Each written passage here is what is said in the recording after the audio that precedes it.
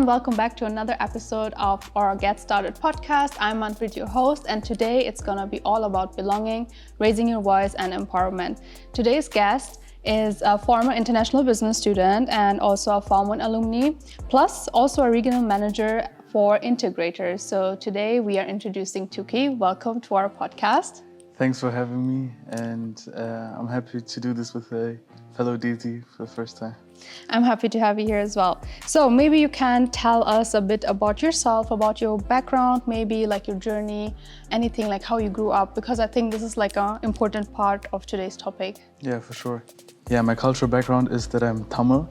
My parents are originally from Sri Lanka. They fled to Germany in their early 20s from the Tamil genocide. And yeah, growing up here, I remember sitting in front of the TV, my mother feeding us, and just seeing the news and the images of that conflict. And yeah, seeing people covered in blood, people screaming, trying to find shelters.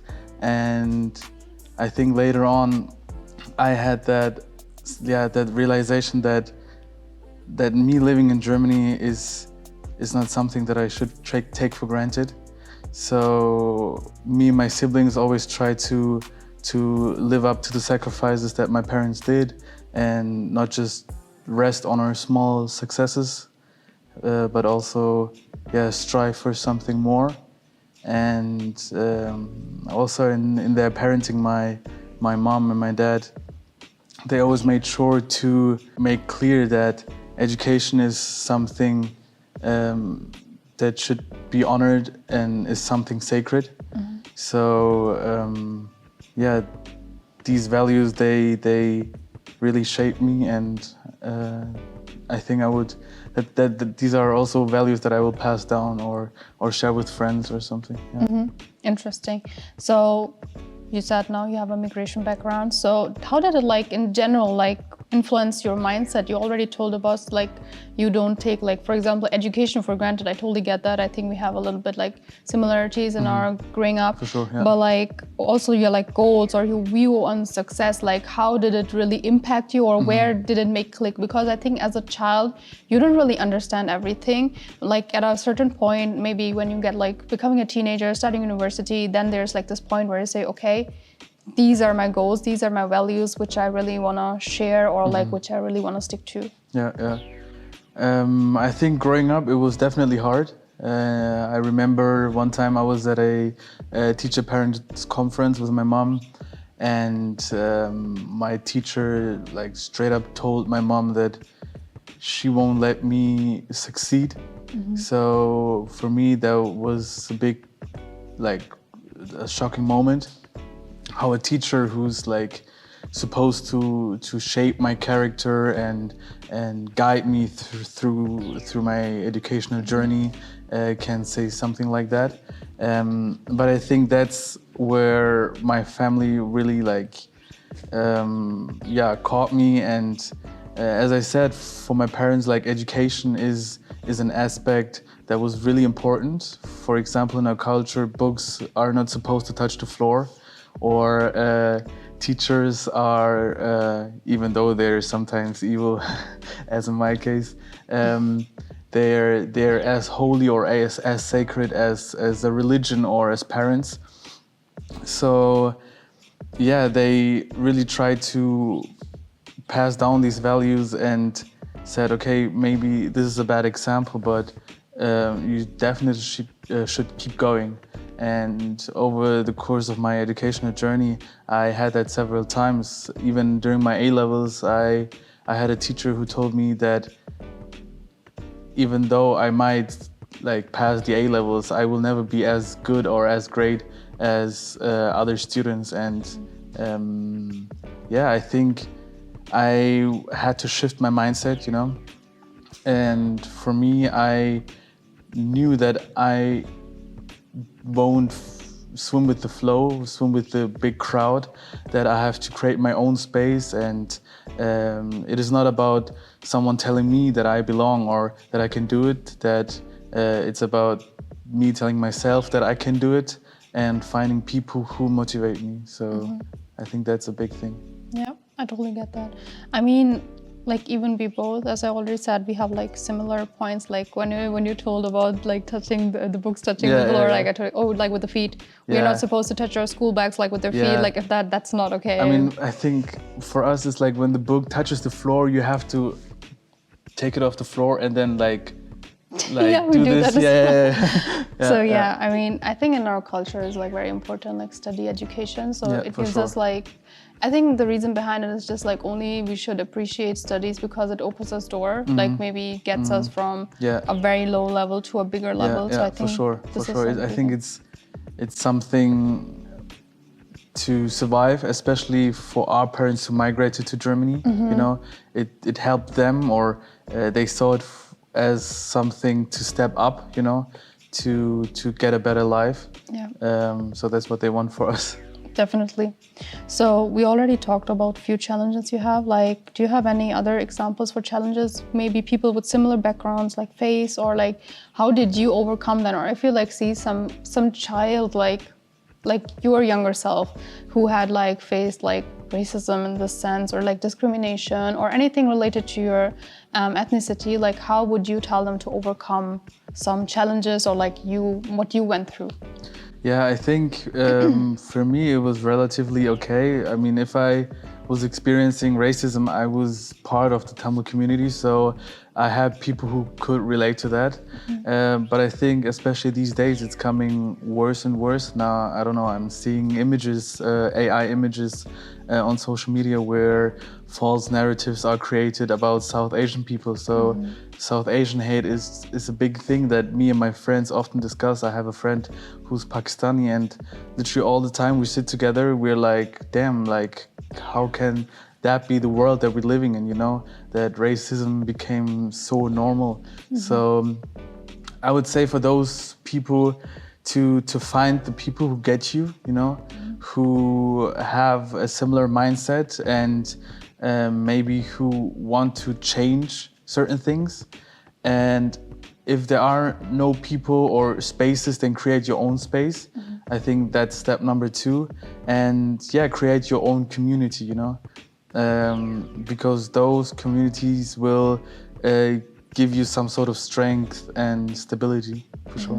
Yeah. No, I totally get that. So we are already on the point about like raising your voice, stepping up for yourself. Yeah. You were a part of Form 1, right? So how was like this experience, and how did this experience impact you, or like why were you even at Form 1? I think first and foremost, of course, I was interested in diplomacy, but I wouldn't say that was the sole reason why I joined Form 1. I think, as I told before, my parents fled from Sri Lanka, and I think the history of the Tamil community and is a really sad one in some sort of sense, and how UN handled the situation. So for me, it was interesting on how minorities are often ignored in the global playground, let's say. And yeah, I wanted to understand why those global structures fail so often. That's also like a good part. I mean, we learn. I'm right now as well on the Form 1 page, like I'm also in there. So I'm trying to figure out also like what I can learn from it, like in which direction I can go. Because like maybe there's like a difference between our countries, but I mean in the end, there's like this same thing, like even South Asia in general, like maybe this third world countries are neglected, and you are like trying to step in for them, or just like being their voice. So I understand that totally. But like what skills did you learn from that, or what did you gain from it? Like now you're already done with it whole, like I'm in the beginning, so I'm trying to learn like what is like my future, like when I'm done with it, what did you learn, or what skills are you using now? Yeah, I mean, when I stepped into the Form 1 world, I would say I didn't had any prior knowledge in politics. I mean, I had amateur knowledge, but not real. I didn't study politics, but it is not necessarily the skill in politics that I learned, but the confidence. I would say before Form 1, I was relatively shy, but Form 1 really helped me to outgrow myself, you know, two major things in Famun is speaking in front of an audience and to negotiate with people. So sometimes you're in a room full of people, maybe 100 or even more, and you prepared a speech at home and you're like, okay, I'm gonna nail it, and you're on the speakers list, and then there's one delegate who comes to the podium and does a speech and completely shifts the tone of the whole debate, and then you're like, oh shit, I'm next, you know, and you just have to, you're sitting there and you're panicking, but you're trained to improvise a speech or to rethink the whole structure of your speech to nail it in the end, you know. And that is definitely a feeling that I loved, to have that adrenaline, to be like, okay, damn, what should I do? But then in the end, to nail it, and to also be creative with your speech, and to read the room, you know. That's definitely a thing. You have to read the room, and in Famun, you're like, it's more like all the time, it's like a 3-day conference. So when a lot of people are doing speeches, at one point it gets boring. So I don't know, you have to get creative. One time I was in New York in the CSW, and I was representing Côte d'Ivoire. And for my last speech, I did a lyric speech. So just a bunch of lyrics that I put together and made a speech out of it. I quoted Tupac, for example. And other times I was in Erfurt, it was like the whole situation was very boring. So I was like, okay, let's do a roast speech and bring the spice into the room. So that's definitely one thing. And I also think negotiation, to listen, like to really listen what people say, and to understand complex topics, and to search for a compromise, or even convince the other one from your own like viewpoint, you know. That's a thing you definitely learn. Yeah. So, like you already said, you were like not really a typical delegate, like in the beginning. So do you have any recommendation for somebody who hasn't joined Famun yet, but like want to join, but is like, oh, okay, I have no knowledge, I have no prior knowledge, like anything where you would say, okay, this is totally fine, you should step in? What's the reason for it? I think everyone who's interested in politics or diplomacy should join Famun, even if that's a field they don't want to work in later on. I think it's definitely an experience. Like I think what kept me from joining Famun was like two major things. I think the financial barrier. I think Famun, or it's not even Famun, I think it's the the concept of Mun in general, that I think you need to have some sort of financial stability to join the program. But I think Famun is doing it great, because back then I was given a grant to join. I think without that I wouldn't even be part of Famun. And I think that's something that the Mun people like definitely need to work on. And I also think that we need more diversity in Mun. I don't know, I was in some conferences where I was the only POC, and I was just feeling like the odd one out. So that's why I would encourage everyone to join Famun. And I think those two things that I mentioned, they're very codependent. So a lot of POCs are not joining Famun because of the financial barriers. So I think that's where Mun is already trying to become better. And other than that, like, you don't need specific skills. There is not such thing as a typical delegate. You just need to be motivated. You need to be able to develop. And if you're interested in it, then join, you know. Yeah. So perfect. You were saying something about diversity, so I want to just pick it up and go to the next topic, maybe InteGREATer. So maybe you can tell us about your work at InteGREATer and what's your mission, what's the role there, because I know you're very passionate about it, and I think it's a very interesting thing, and not many people know about it. So you can go on. Yeah, so I think it was in my second semester where I wanted to be more politically active, but I wasn't sure what to do, you know.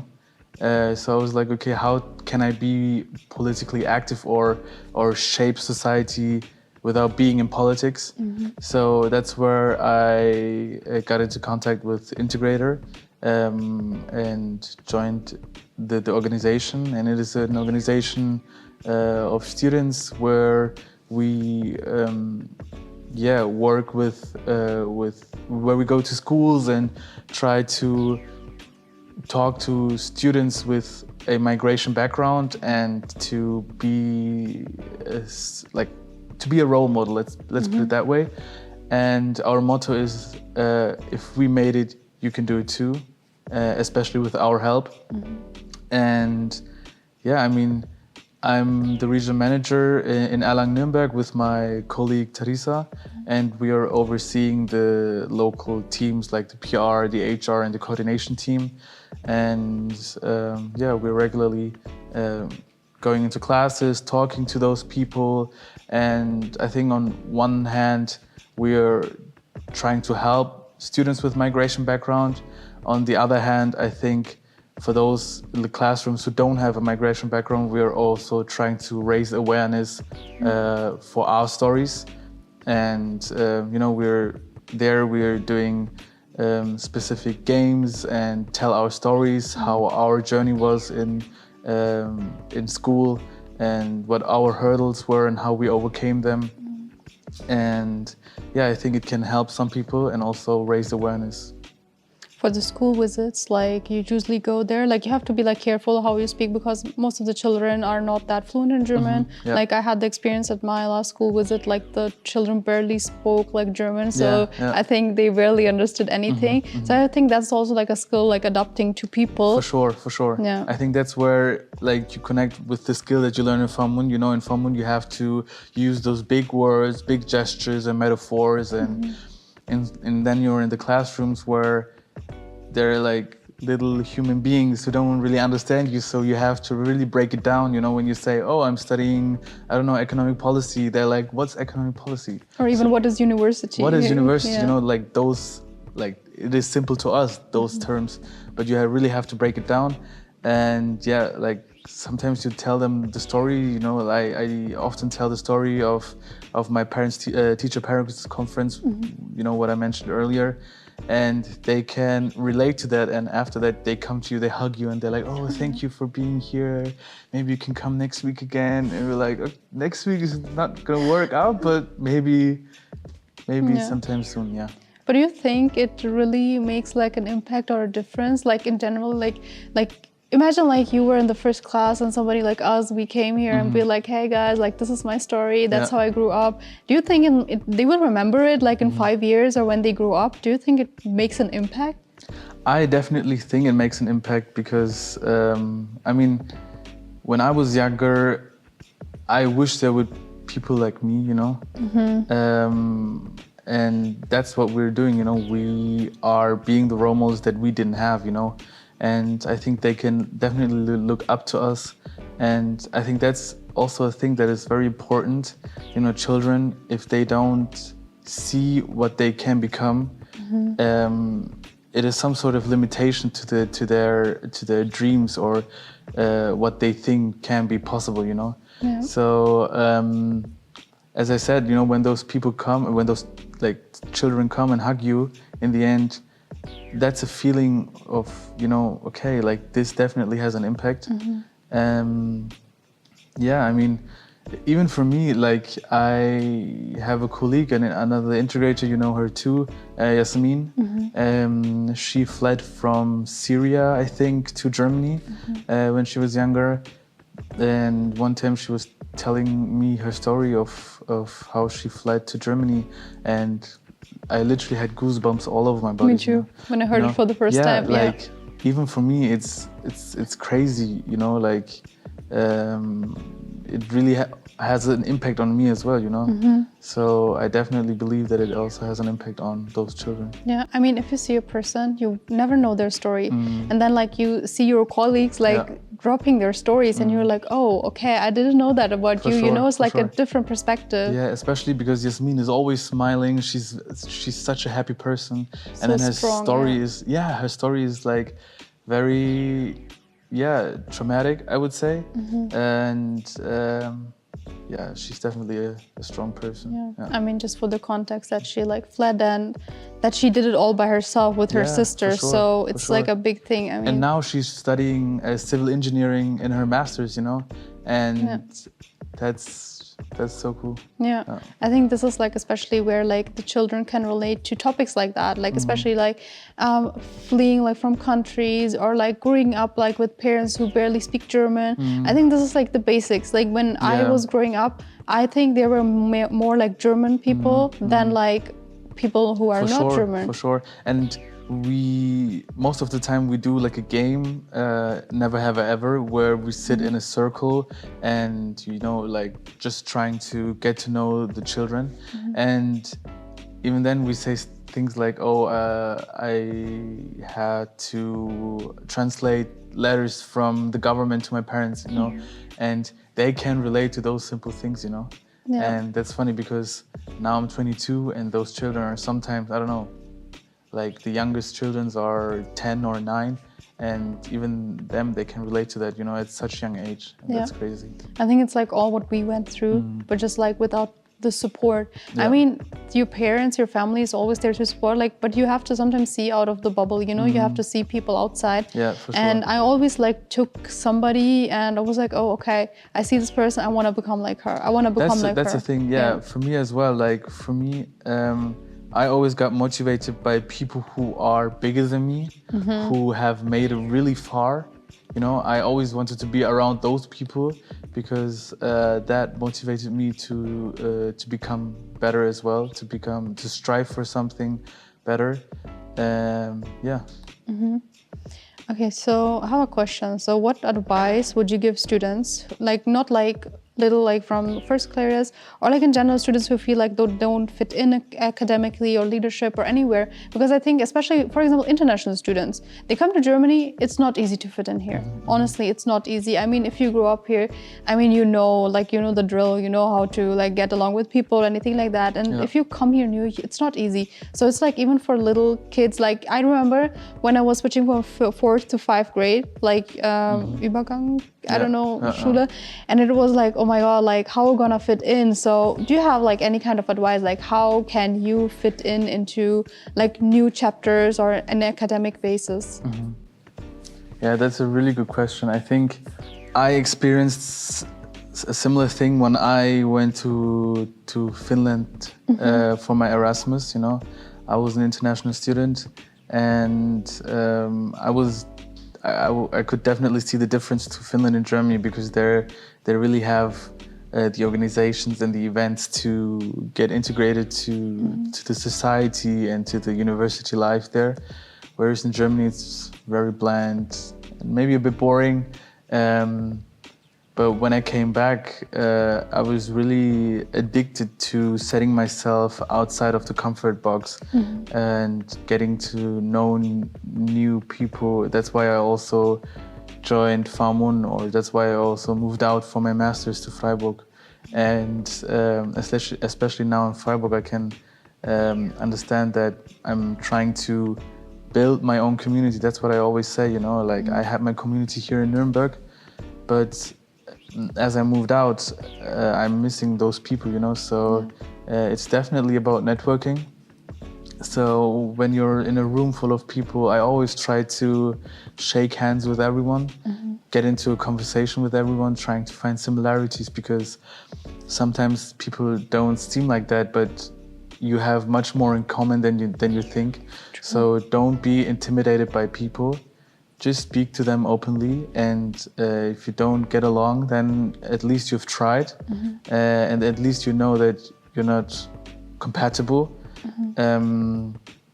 But like get to know everyone and start to slowly build your own group, one by one, and at some point it will become a community, and I think that's the most beautiful thing, you know. I have a friend who I met 6 months ago, but like through other friends and through InteGREATer actually, and now we're closer than ever, and she's part of my inner circle, let's put it that way. And that's the thing, you know, you can know people for such a short time, but when you're really close, when you share stories as we did right now, you connect on a deeper level. And just be open. And how do you think can universities or school make this like even better? Like we as a person, like obviously you have everything in your hand, you can work towards it. But like how can schools or universities support, like what ideas could you give them? Like you already said in Finland, there were like some integration kind of events or something like that. In Germany, he is like barely something, maybe one welcome event, but that's it. Yeah, I think maybe it's part of the culture, you know, the German culture and the Finnish culture. In Finland, they really love the student culture, so it's a bigger thing there. Whereas in Germany, I think you can see it even in our education system. It's very old, it's very bland, and it lacks creativity, innovation, critical thinking, like things like that.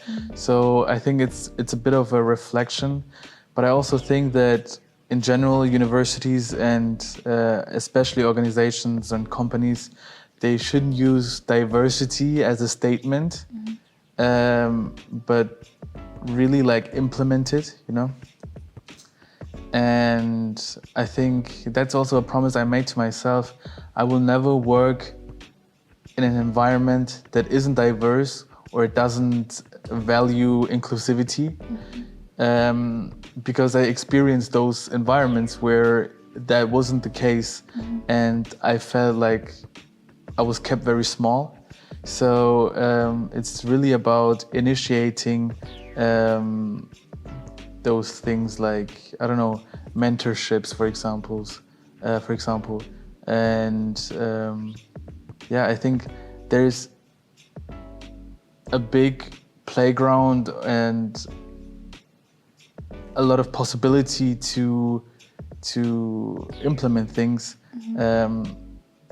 It also depends on the form of the organization, but I think there's just need to be one person who is willing to do that. But yeah, I think especially these days, I feel like diversity is often used as a statement, but is not really lived by, you know. True. Yeah. That's true. So wrapping everything a little bit more up. So you were like an international business student and you were in Form and InteGREATer. So everything is like more in this international base, like out of like this typical Germany zone. So how does your future look like? Where you want to be like later, maybe in a year? Now you said you're studying your master's in Freiburg. So what's happening after that? Like in what line are you going? Like, I mean, there's like a pattern, but like what is your goal? I mean, that's definitely a good question, and I think I get asked that a lot, especially by my parents. But yeah, as you said, I started out as a business student. I initially wanted to study politics, but my teachers were like, don't do that, otherwise you become a taxi driver. So out of that fear, I became an international business student to have something secure. And I absolutely loved it. I loved to get to know how corporations work, and especially in an international context. But after my Erasmus, I really knew that politics is something that I'm really interested in. So that's why I'm doing economic policy now in my master's in Freiburg. And at the same time, as you said, I'm doing a lot of things. You know, I was doing Farm 1, I'm doing InteGREATer, I'm also now secretariat at Bayern, which is also a conference here in Nuremberg, which you guys should definitely join. I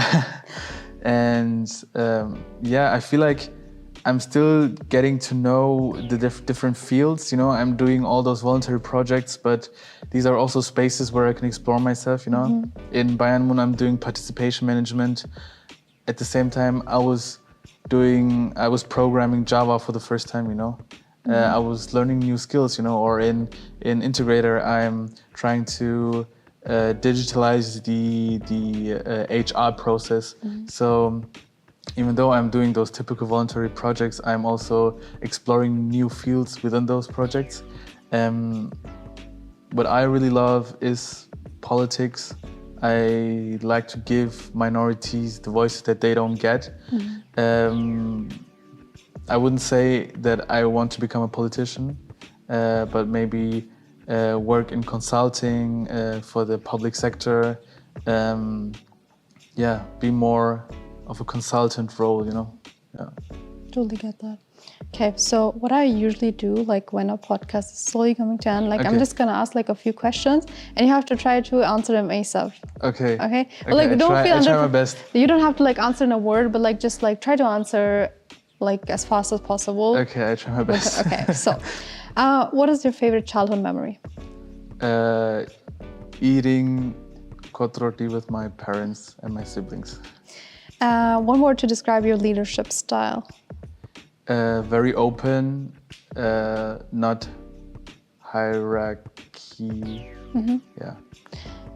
What motivates you on tough days? I think my parents. I think my parents, the people that are not given the chance to do things that I'm doing right now. What is your dream impact project? Ooh, my dream impact project would be, I think something in development, in third world countries, or something like that. Perfect. Thank you, Thuki, for being here. Before I end this episode, do you want to say some last words, anything motivating or anything you want to share with the audience? Ooh, that's a big job you're asking me. I think, as you saw, I'm doing a lot of voluntary projects and I'm doing a lot for the community. And I mean, it really is about finding the purpose in the work that you're doing in. And for some people, it is the purpose in working in finance. For some people, it is the purpose of being in parenthood. And while you can be that, I think it's also important to do something for the community, because change doesn't really happen in those big rooms, you know. Change doesn't work in those organizations. I think change happens in small society, you know. That's true. And that's why I'm also doing InteGREAter or FAMUN.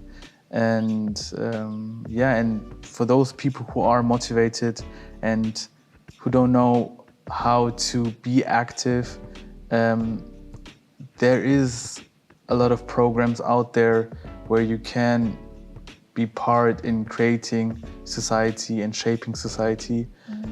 So just be proactive and look out for them. And also with FAMUN, like, I never thought that I would someday be in New York, sitting in the General Assembly, being applauded, which is a humbling experience. But that's when I realized that a lot of rooms are not made for us, you know. A lot of, like, the structure of many, like, organizations and things, they're not built for us, and we're not meant to sit at certain tables. But I think we have to fight through those barriers to get into those rooms and sit at those tables. And I think it is very important to do so. Very strong words. Thank you very much for sharing it. So with that being said, thank you very much for listening and still being here. And we're gonna see each other then in the next episode. Thank you. Bye.